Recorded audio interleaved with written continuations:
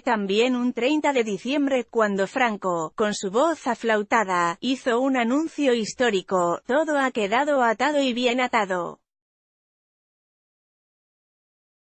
Se refería el dictador a que la continuidad de su régimen estaba asegurada, con la designación como sucesor, a título de rey, de príncipe don Juan Carlos de Borbón.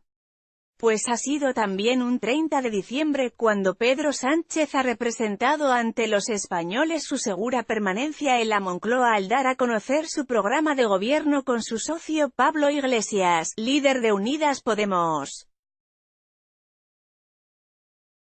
Francisco Franco hacía sus discursos de Navidad y Nuevo Año el 30 de diciembre. Así mataba dos pájaros de un tiro, por la Nochebuena y la Nochevieja.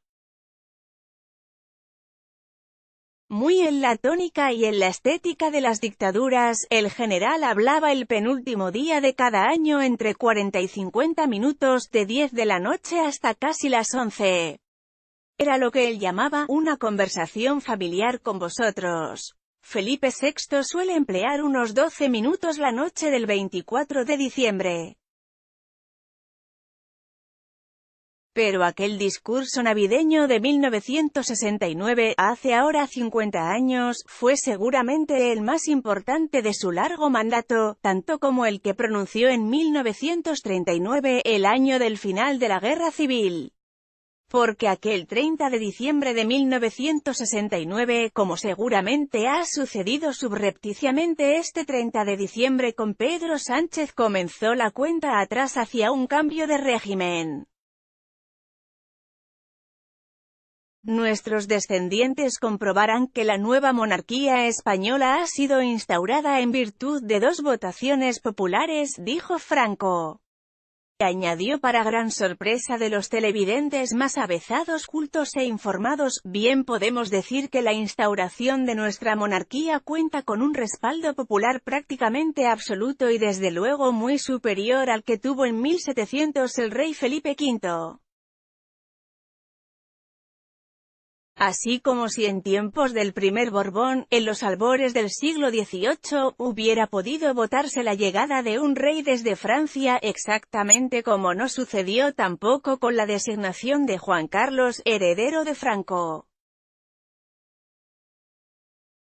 El presidente más republicano desde 1977 Pedro Sánchez este 30 de diciembre no llegó a tanto, no anunció un nuevo régimen, que, en este caso, sería la República.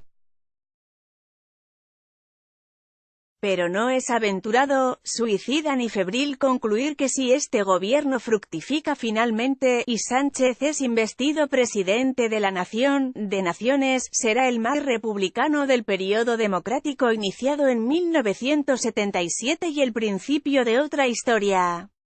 Unidas Podemos, el socio más moderado si se compara con los otros apoyos de Sánchez, tiene en sus sedes, como bandera, la tricolor republicana.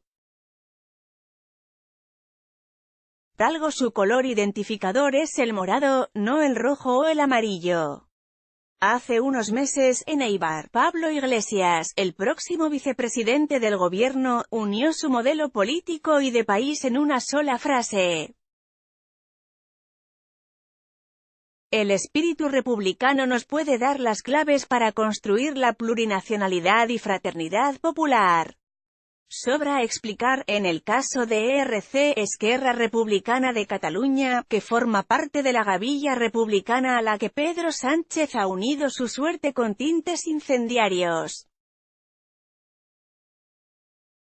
Franco depositó su herencia en el hijo que no tuvo, Juan Carlos de Borbón, quien aquel año de 1969, en diferentes actos oficiales, juró lealtad a los principios del movimiento nacional, proclamó, dirigiéndose a Franco como «mi general», la legitimidad política surgida el 18 de julio de 1936, y no dudó al afirmar que «mi pulso no temblará en defensa de los principios que acabo de jurar». Fue aplaudido con frenesí por las cortes franquistas, bajo la mirada agradecida de Franco. Veremos qué fórmula eligen los futuros nuevos ministros del presidente Pedro Pablo Sánchez Iglesias a la hora de jurar o prometer el cargo. En la fórmula establecida en 1979 se pregunta a los ministros si cumplirán las obligaciones del cargo con lealtad al rey y a hacer guardar la Constitución como norma fundamental del Estado. ¿Qué contestará Alberto Garzón, acérrimo y confeso republicano, si se ve en tal situación, por citar uno de los ejemplos? La preocupación en Zarzuela. Medios próximos a Felipe VI admiten la preocupación en Zarzuela por la solución de gobierno que se vislumbra, con una mayoría lograda con el voto o la abstención de partidos y diputados claramente republicanos, enemigos de la monarquía y, en no pocos casos, poco o nada simpatizantes con la Constitución, ley de leyes que quieren cambiar. Los caprichos del azar, en cuanto a los días señalados venideros, parecen tejidos por una mano malvada y burlona. Además de la coincidencia el 30 de diciembre de aquel «atado y bien atado» de Franco con este «todo está desatado y bien desatado» de Pedro Sánchez es lo que supone alcanzar un gobierno de España gracias al apoyo de quienes quieren romper España. Para los próximos días nos aguardan acontecimientos chocantes respecto al día en que se producirán. Si finalmente la investidura llegara a consumarse el 5 de enero, coincidiría con el cumpleaños de Juan Carlos y el breve, como le llamó al principio el líder comunista Santiago Carrillo, es en la liturgia de los monárquicos uno de los 4 grandes reyes de la historia de España junto con Carlos I, Felipe II y Carlos III. Juan Carlos, que cedió la jefatura de la Casa Borbón a su hijo, Felipe VI, teme, como ha expresado a sus amigos más íntimos, que esté en marcha una operación para cambiar de régimen, suprimir la monarquía y proclamar la república a medio plazo. Este gobierno de Pedro Sánchez y Pablo Iglesias sería un primer paso en ese camino inescrutable. Un primer paso que, como decimos, se perpetraría el día de su cumpleaños. Una Pascua militar cargada de tensión. La otra fecha cargada de significado es el 6 de enero. Todos los años se celebra tal día la Pascua militar. Fue instaurada por Carlos III con ocasión de la toma de Menorca, en poder de los británicos, por la Armada franco-española en 1782. Menorca, como parte de las Islas Baleares, estaría integrada en los Països Catalans, el sueño que persiguen partidos como ERC, socio necesario de Pedro Sánchez. No es descabellado pensar que ERC ve con malos ojos la festividad de la Pascua militar tanto por el papel que la Constitución marca para el Ejército. Artículo 8. Las Fuerzas Armadas tienen como misión garantizar la soberanía e independencia de España, defender su integridad territorial y el ordenamiento constitucional. Como por celebrarse la adhesión de Menorca a España.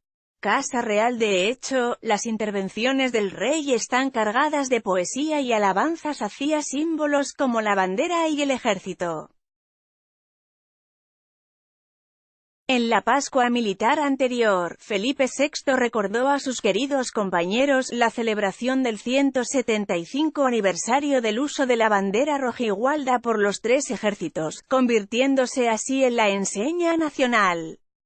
El ambiente de tensión que habrá en el Salón del Reino el próximo lunes, 6 de enero, si el día anterior se produce la investidura de Pedro Sánchez o si, en su defecto, está programada para unos días después, podrá cortarse con un sable de usar.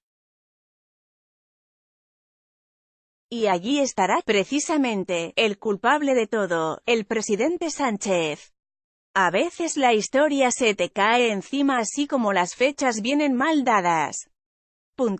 Ha sucedido este 30 de diciembre, de Franco a Sánchez, y con aroma de cambio de régimen, sucederá el 5 de enero, con el gobierno más republicano en ciernes el día del cumpleaños del rey Juan Carlos, padre de la vituperada transición, y acaecerá el día 6, celebración de la Pascua militar, con sus vivas a España, al rey y a la bandera nacional en las horas más bajas de la nación tal y como la conocemos.